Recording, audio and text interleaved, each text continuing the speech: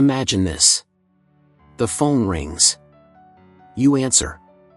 And in one breath, your entire world shifts. The plan? Gone. The control you thought you had?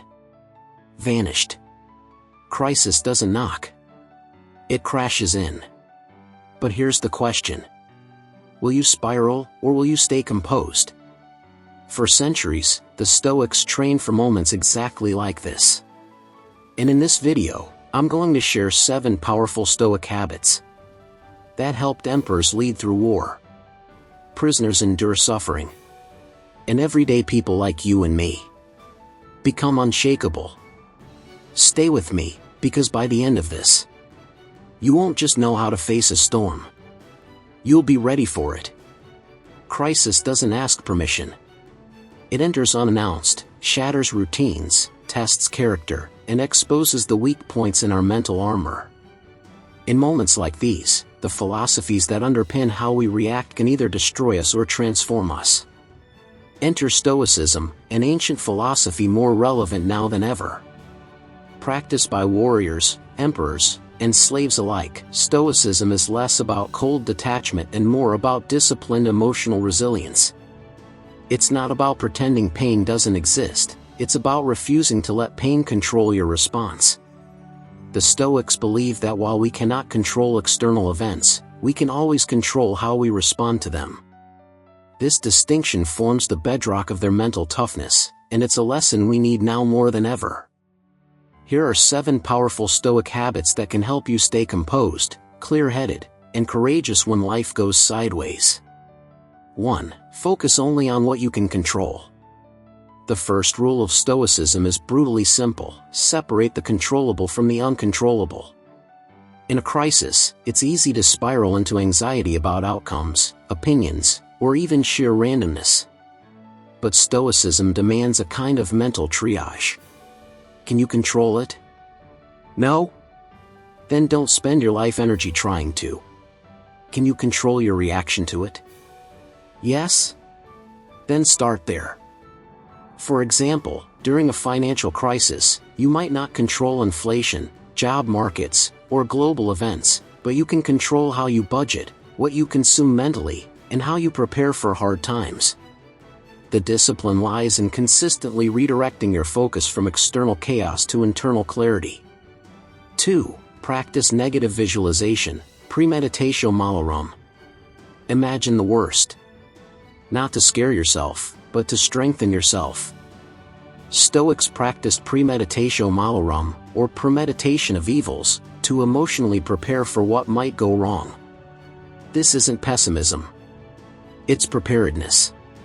By calmly contemplating worst-case scenarios, you strip them of their shock value. If the bad thing comes, you've rehearsed your mental response. If it doesn't, all the better. This doesn't mean obsessing over catastrophe 24/7.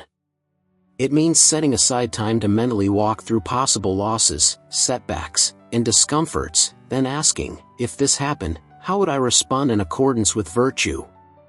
3. Daily reflection and journaling. Modern chaos tends to fill every inch of silence. But Stoicism is a philosophy of internal spaciousness. The Stoics journaled, not for Instagrammable mindfulness, but to sharpen their judgment and tune their moral compass. Marcus Aurelius' Meditations is literally his personal journal, never meant for publication. He wrote not to teach others, but to remind himself to stay anchored in virtue, gratitude, and clarity. Journaling helps you clarify your emotions, expose irrational fears, track progress in character, cultivate gratitude amid chaos. 4. Use the dichotomy of control as a compass for action. It's not enough to know what you control, you have to act on it. The Stoic dichotomy of control becomes most powerful when it informs your decisions. In times of crisis, we are faced with constant choices, many of them under duress. The Stoic avoids paralysis by filtering decisions through this mental sieve. Is this within my control? If yes, take bold, clear, moral action. Is this outside my control? If yes, let it go with dignity. This doesn't mean inaction. It means focused, intentional action on the only terrain that matters, your response. 5. Embrace discomfort as training. Crisis removes comfort. But for Stoics, discomfort is not the enemy, it's the forge. The Stoics trained for adversity long before it arrived. They took cold baths. They walked in the rain. They fasted. They endured social ridicule. Why? Because comfort dulls the edge of virtue. Discomfort sharpens it. By choosing small discomforts voluntarily, you build psychological and physical resilience. So when involuntary suffering comes, you don't flinch, you're already familiar with it. 6. Live by virtue, not emotion. In a world obsessed with feelings, Stoicism roots itself in virtue, the steady North Star. Virtue isn't about being nice. It's about living with wisdom, justice, courage, and self-control, no matter how you feel. Stoics believed these virtues were the only true good. Everything else, money, reputation, comfort, was secondary. So when a crisis hits, the Stoic doesn't ask, what feels right? They ask, what is the right thing to do, based on reason and virtue? That mindset makes you unshakable. Emotions fluctuate. Virtue doesn't. 7. Remember, memento mori, you could leave life right now. Of all Stoic practices, none cuts deeper or heals faster than memento mori, the remembrance of death. To modern ears, this sounds morbid. But to the Stoic, it's liberating. Why waste today on panic when it could be your last?